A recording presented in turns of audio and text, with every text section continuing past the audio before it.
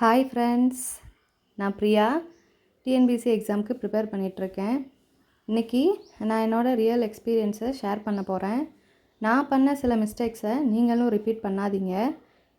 அப்புறம் 7 to 8 மணி நேரம் நான் எப்படியெல்லாம் படித்தேன், என்னெல்லாம் படித்தேன் அப்படின்றதையும், இந்த ஸ்டடி குரூப்பில் ஜாயின் பண்ணுறது எப்படி, அந்த ஆப்பை வந்து எப்படி யூஸ் பண்ணணும் அப்படின்றத பற்றியும் இன்றைக்கி இந்த வீடியோவில் நம்ம பார்க்க போகிறோம். இன்றைக்கி நம்ம படிக்க போகிறோம் அப்படின்னா அதுக்கு நாளேவும் உங்களோட ஸ்டடி ப்ளேஸு, ஸ்டடி டேபிள் அந்த மாதிரி ஏதாவது இருந்துச்சு அப்படின்னா அதெல்லாம் வந்து க்ளீன் பண்ணி வச்சுட்டு தூங்க போங்க. அப்போ தான் காலைல எழுந்திரிச்சு நம்ம பார்க்குறப்ப அந்த ப்ளேஸ் வந்து கொஞ்சம் நீட்டாக இருக்கும், நமக்கு படிக்கிறதுக்கு மைண்ட் வரும். அதே மாதிரி மறுநாள் என்ன படிக்க போகிறோம் அப்படின்றத நாளே வந்து டூ லிஸ்ட் மாதிரி போட்டு வச்சுக்கோங்க. அப்போ தான் வந்து ஒரு குழப்பமே இல்லாமல் நம்ம அந்த டேவை வந்து ஸ்டார்ட் பண்ண முடியும். இல்லைனா என்ன படிக்கிறது, ஏது படிக்கிறதுன்னு அப்படி யோசிச்சே வந்து நமக்கு டைம் சரியாக போகும்.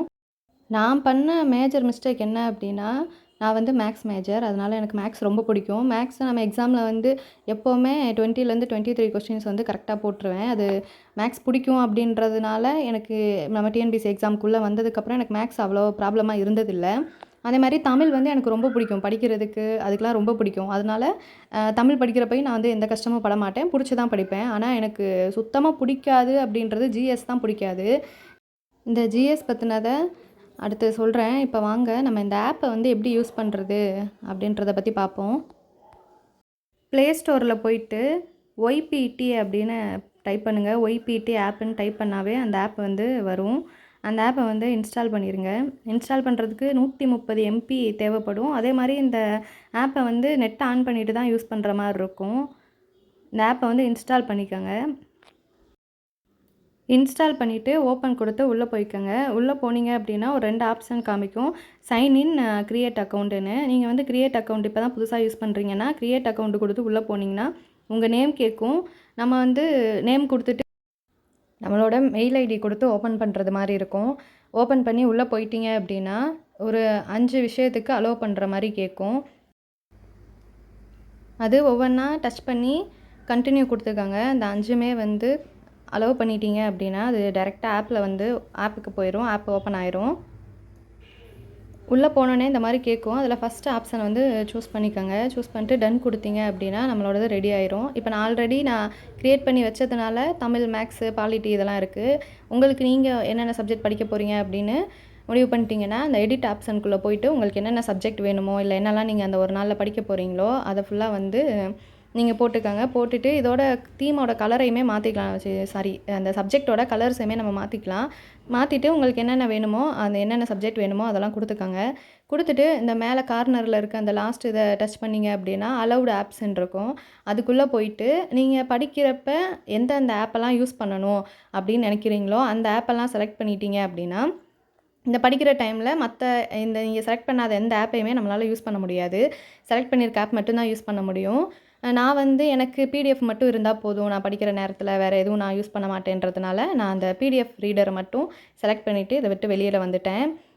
இதெல்லாம் பண்ணி முடிச்சிட்டிங்க அப்படின்னா நான் டிஸ்கிரிப்ஷனில் லிங்க் வைக்கிறேன், இந்த ஸ்டடி குரூப்போட லிங்க்கு. அது ஓப்பன் ஆகலை அப்படின்னா நம்ம டெலகிராம் குரூப்லேயும் நான் அந்த லிங்க்கை போஸ்ட் பண்ணி விடுறேன். அதை வந்து கிளிக் பண்ணி நீங்கள் அந்த குரூப்பில் வந்து ஜாயின் பண்ணிக்கலாம்.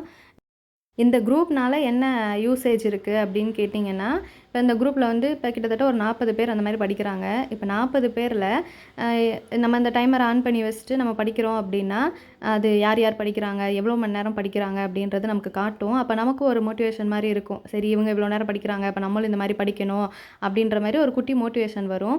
அதுக்காக தான் இந்த குரூப்பில் வந்து ஜாயின் பண்ணி படிங்க அப்படின்னு சொல்கிறது. அதுவும் இல்லாமல் நம்மளும் எவ்வளோ நேரம் படிச்சிருக்கோன்றது நம்ம வந்து செக் பண்ணிக்கலாம்.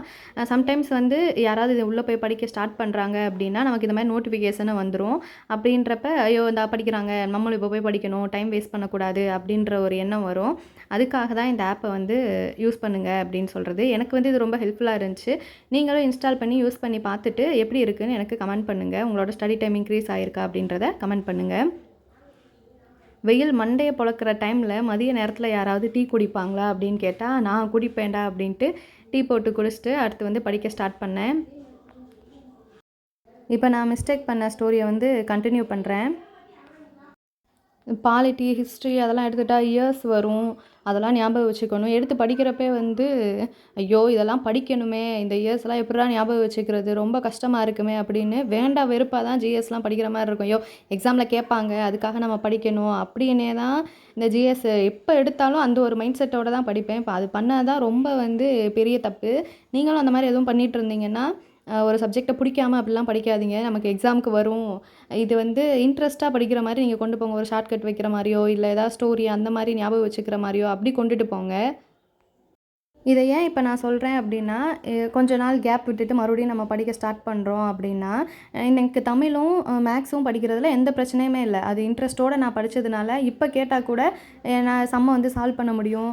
தமிழ்ல எந்த கொஸ்டின் கேட்டாலும் நம்ம புக்ல இருந்து சிலபஸ் வைஸ் எத கேட்டாலும் சொல்ல முடியும் அப்படின்ற மாரியான இதுல இருக்கு. ஆனா இந்த ஜிஎஸ்ன்னு எடுத்துக்கிட்டோம் அப்படின்னா, படிச்சதெல்லாம் மறந்துருச்சு. ஏன்னா நம்ம அத வந்து விருப்பப்பட்டே படிக்கல. வேண்டா வெறுப்பா நம்ம படிச்சதுனால, அதெல்லாம் ஞாபகமே இல்ல. 2, 3 டைம் நல்லா ரீட் பண்ணதுக்கப்புறம் தான் நமக்கு படிச்சதே ஞாபகம் வருது.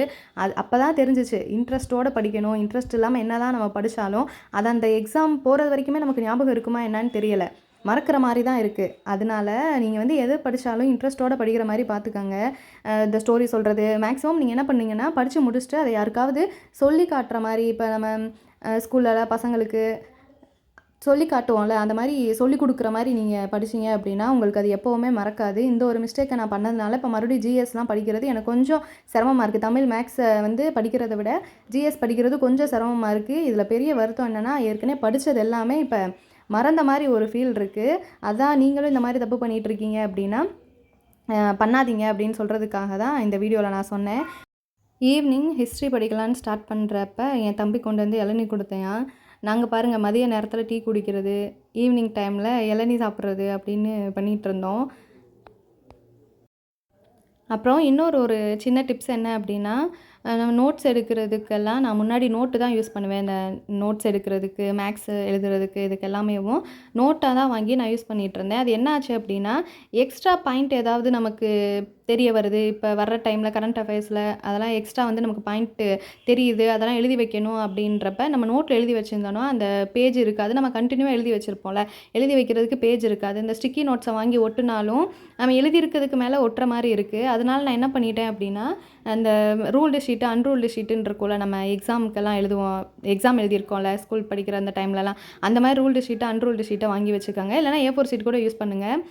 ரூல்டு ஷீட்டு இந்த நான் யூஸ் பண்ணுறது வந்து ரூல்டு ஷீட் தான் யூஸ் பண்ணுவேன். அதை ஒரு குயர் வாங்கி வச்சுக்கிட்டேன் அப்படின்னா, அதில் நோட்ஸ் எடுத்தோன்னா, எக்ஸ்ட்ரா இடையில பாயிண்ட் இருக்குது, நமக்கு ஏதாவது தோணுது, இல்லை கரண்ட் அஃபேர்ஸ் மாதிரி ஏதாவது எழுதி வைக்கணும் அப்படின்னா, அந்த ஒரு பேப்பரை எழுதிட்டு அதை எழுதிட்டு இந்த பாயிண்ட்ஸை எழுதுனத அது கூட சேர்த்து ஜாயின் பண்ணி வச்சுக்கலாம். நம்ம பின் பண்ணி தானே வச்சுருப்போம். அந்த பின் பண்ணதை எடுத்து விட்டு கூட நம்ம சேர்த்துக்கலாம். இந்த டிப்ஸ் பிடிச்சிருந்துச்சி அப்படின்னா நீங்கள் ஃபாலோ பண்ணி பாருங்கள். இன்றைக்கி வந்து எனக்கு ரொம்ப சந்தோஷமாக இருந்துச்சு. ஏன்னா 7:30 அதாவது 7.5 மணி நேரம் நான் படிச்சிருக்கேன். நான் என்னெல்லாம் படிக்கணும்னு இன்றைக்கி டூ டூ லிஸ்ட்டு போட்டு வச்சேனோ அது எல்லாத்தையுமே நான் படித்து முடிச்சிட்டேன். அந்த 4 மணி நேரம் 5 மணி நேரம் அந்த மாதிரி படிச்சுட்டு இருந்த நான் இந்த ஆப்பை யூஸ் பண்ணதுனால இந்த பாருங்கள் 7:30 ஹவர்ஸ் நான் வந்து படிச்சிருக்கேன். இதில் வந்து நான் ஸ்டார்ட் பண்ண டைம் 6:56க்கு ஸ்டார்ட் பண்ணி ஃபினிஷ் பண்ணது 11:04க்கு இந்த டேல வந்து நான் ஃபினிஷ் பண்ணியிருக்கேன்.